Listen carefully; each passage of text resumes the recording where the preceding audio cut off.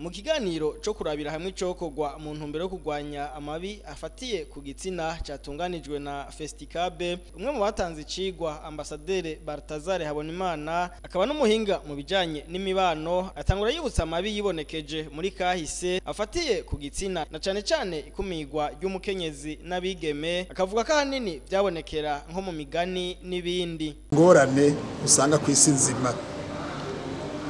Hani wacu naho nyene izo ngorane zariho, abagore byava ku bintu bitari bike barashobora kugira gukubitwa bakirukanwa, abandi nabo bagaharikwa, hari mbere n'abahogwa ngo ntibavyaye abakobwa nko kumenga nibo bafyonda nk'ahanda umwana w'umukobwa cyangwa umwana w'umuhungu arabonetse.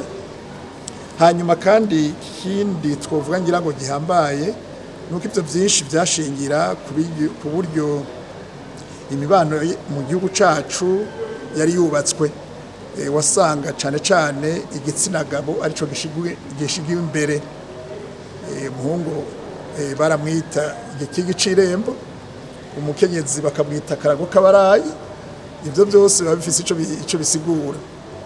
Uwo umuhungu yarashigwa imbere kuko mu nyuma ariwe bari bazi yuko ari bazoshingwa ivy'umuryango satakiriho ari bazoka bakaganza. Erega uramutse uravye n'iryo zina umugabo ryonyene, umugabo rivuye muri vuga kugaba. Kugaba ni ugutegeka.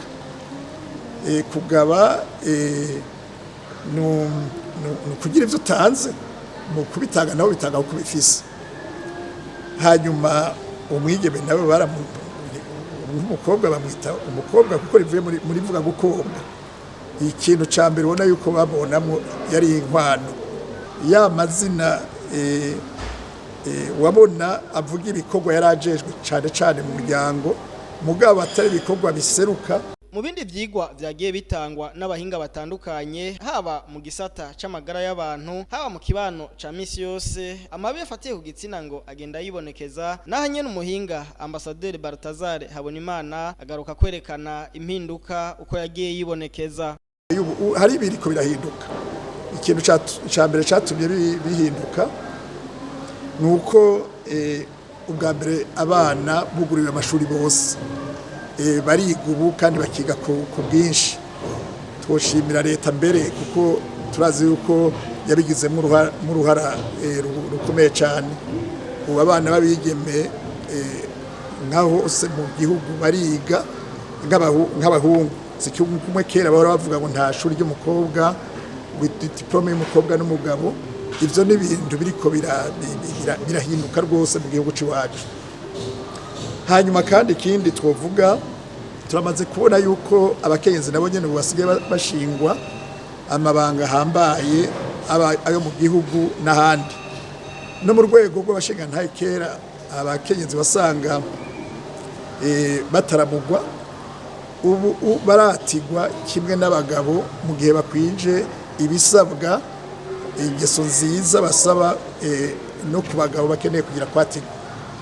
Hanyuma kandi bari no mu barongoye abandi.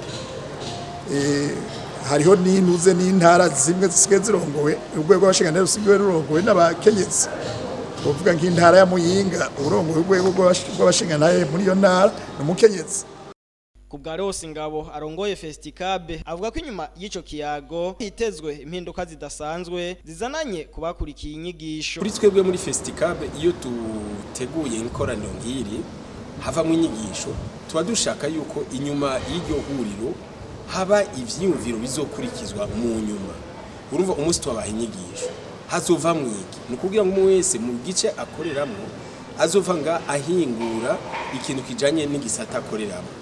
Hanyuma nivyadukundira twebwe mu migambi yacu dushaka kuzohura ni novuga n'ibigo bimwe bijejwe canke biraba ico civugo gishigikiye cyane cyane ibyo amabi akorerwa abantu biciye ku gitsina, kugira ngo nivyadushobokera tuze tugire ico no kwita ihiganwa ry'abazoba bateguye utuntu dushobora kuvamo inyigisho. ari nk'ivy'imiziki ari nk'ivy'amareresi ari nk'ivy'amateatre kugira ngo dushobore kubashikira aho bari dushobore kuyaga cyangwa ivyiyumviro tuko turatanga kuko bituma nabo iyo batashe iwabo iyo bahuye n'ababanyi canke n'abavukana canke ntumbazi wumva bituma tubaha uvuga ivyiyumviro baheza bagaharira ko hanyuma umwe wese akagerageza guhindura mu mitwe ivyo nk'ivyiyumviro bibi bari basanganye. Festicab kavuga ko ikiyago nk'iki arico cabaye ifatiro mu gutegura isabukuru ry'amareresi muri uyu mwaka wa 2021.